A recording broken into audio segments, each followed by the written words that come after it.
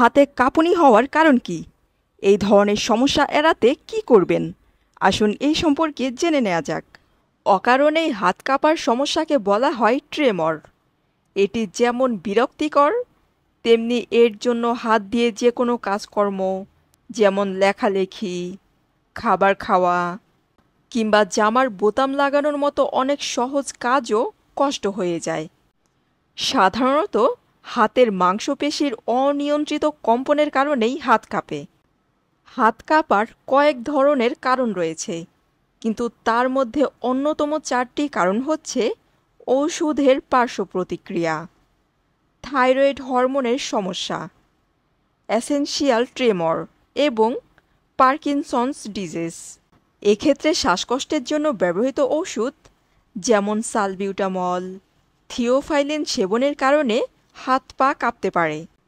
শরীরে thyroid hormone বেড়ে যাওয়া বা হাইপারথাইরয়েডিজম রোগে রোগীর হাত কাঁপে।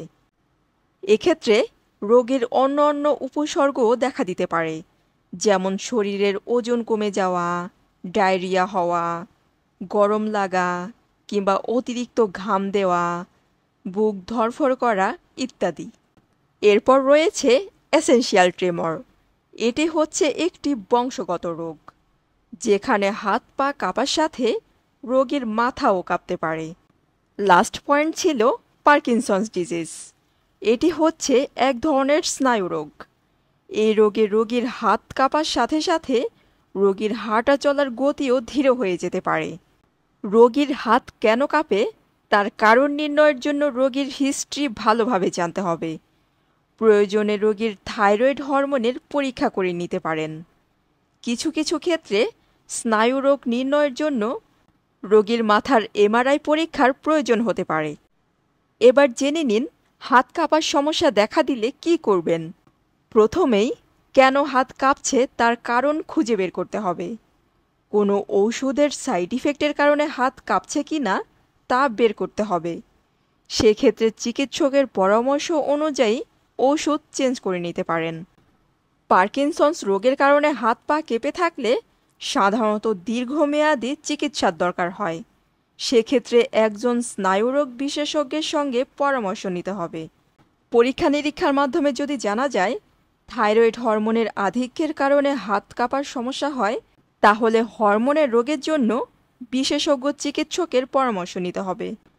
যে সকল হাত পা কাঁপা রোগী ওষুধে ভালো হয় না, তাদের জন্য বর্তমানে দেশেই ডিবিএস নামের এক ধরনের শল্য চিকিৎসার ব্যবস্থা আছে। এই পদ্ধতি অত্যন্ত কার্যকরী। পাশাপাশি রোগীকে নিয়ন্ত্রিত জীবনযাপন করতে হবে। এক্ষেত্রে নিয়মিত পর্যাপ্ত পরিমাণে পানি পান করতে হবে। ধূমপান কিংবা মদপানের অভ্যাস থাকলে তা পরিহার করতে হবে। মানসিক চাপ এড়িয়ে চলতে হবে, কারণ কোনো কিছু নিয়ে অতিরিক্ত দুশ্চিন্তা করলে তাকে বলা হয় জেনারেলাইজড অ্যাংজাইটি ডিসঅর্ডার।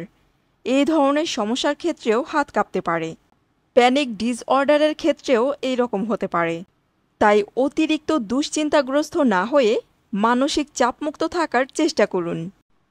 পাশাপাশি নিয়মিত পর্যাপ্ত পরিমাণে ঘুমানোর অভ্যাস করুন। আমার আজকের ভিডিও এ পর্যন্তই। স্বাস্থ্য সম্পর্কিত বিভিন্ন ধরনের ভিডিও পেতে তানিজাস ডায়েরির সাথেই থাকুন। ধন্যবাদ।